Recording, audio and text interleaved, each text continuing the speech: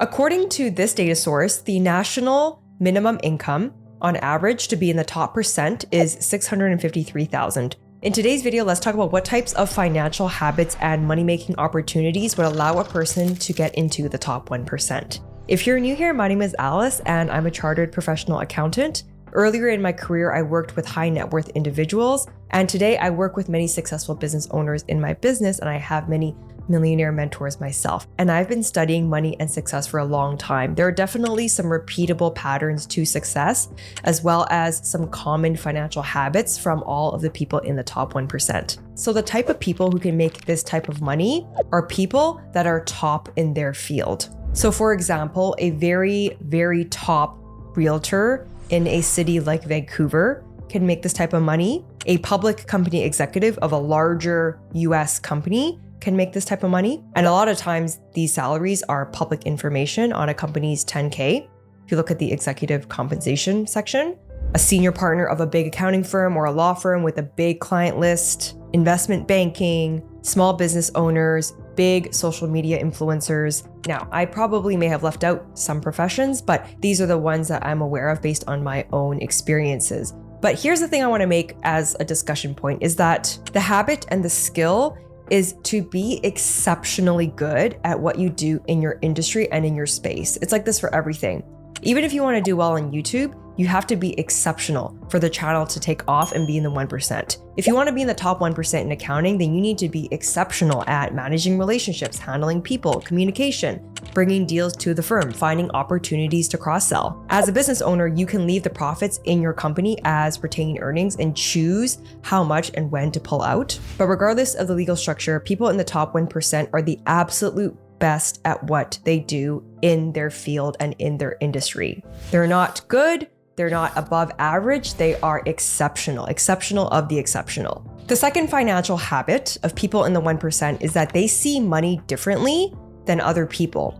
And the things that they say and the types of questions that they ask when it comes to money are also different. A business owner would see their money as a resource that would help them solve problems that will either save them time or allow that money to make more money. They ask themselves, how can I add more value to my clients or customers so that they are more valuable to me? This could mean improving their offer suite so there are more opportunities to upsell or downsell their clients or finding new problems to solve for their ICP. What people in the 1% don't ask and don't talk about is things like, how many weeks of vacation am I going to get from my employer? How many hours am I going to work this week and how many dollars can I get paid for those hours? One thing I've observed from my own mentors and my clients and other people in my career is that people who are in the top 1% in income, they tend to be very fast decision makers and action takers.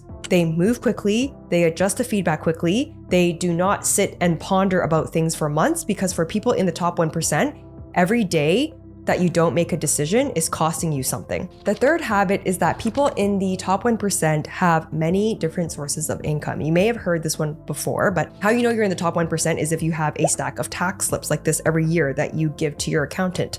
That probably means that you're in the top 1% because that's what I used to deal with all the time. But to reiterate, the types of income that you could have that would form into a stack of tax slips like this is employment income, right? So money that you pull from your company, self-employment income, dividend income, which can be money that you pull from your company, or it can be from a market investment, rental income for people who own real estate, interest income, which can come from investments or things like GICs, and royalty income. If you're a business owner, you can either pay yourself a salary or a dividend, and there are reasons for either or, and it also depends on the country that you're in. I'll make a video about this in the future, but for now, if this is something that you're interested in learning more about, look up salary versus dividend. But these are the types of conversations and the types of things that people in the top 1% talk about.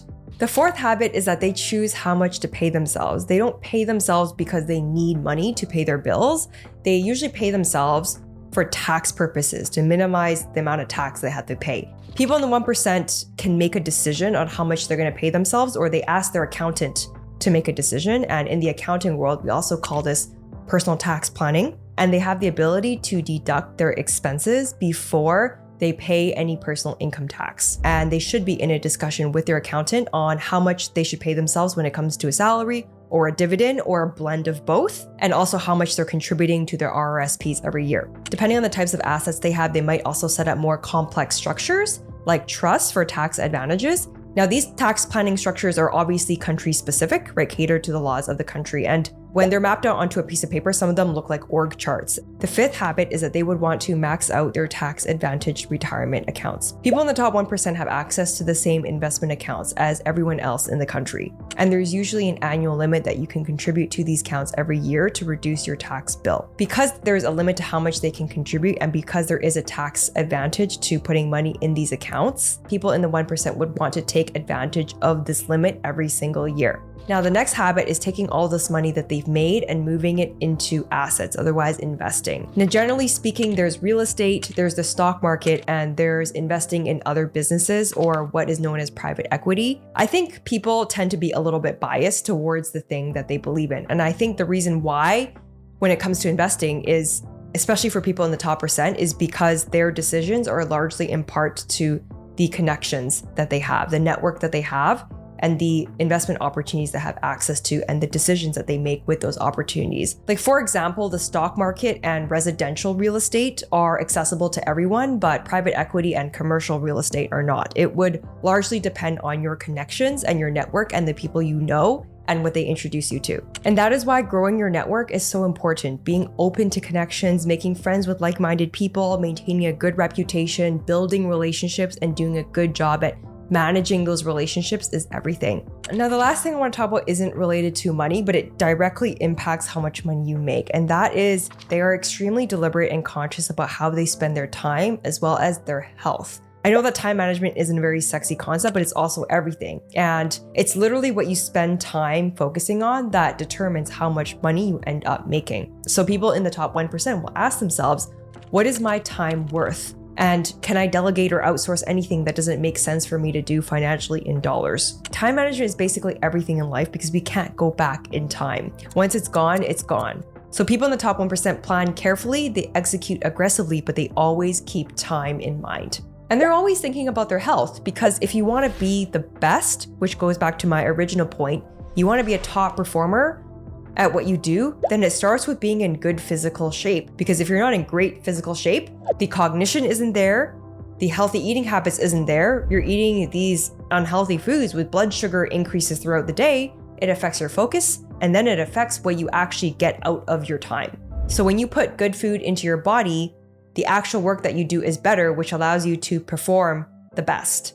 And even though that they are very busy, people that are millionaires, they still create time to work out and go to the gym. Because when you're in the best shape of your life, you can perform the best physically and cognitively. If you look at other big influencers on YouTube, sometimes it seems like they spend a lot of time working out and filming YouTube videos. People in the top 1% do not do everything themselves. They use the money that they have. They ask themselves, how can I use this money to make more money? And a lot of times the answer is hiring people to help them, to take things off their plate so that they can move faster. But also by hiring people to help you with things, it also allows you to create time in your calendar so you can do things like work out and go to the gym and film YouTube videos. If you guys like this video today, then you're gonna love my video where I reviewed and summarized The Psychology of Money by Morgan Housel. It's one of the most popular personal finance books to date. There are many timeless and life-changing money principles in that video if you haven't read that book before. So make sure you check it up top here or here, and I'll see you guys in the next video. Until next time.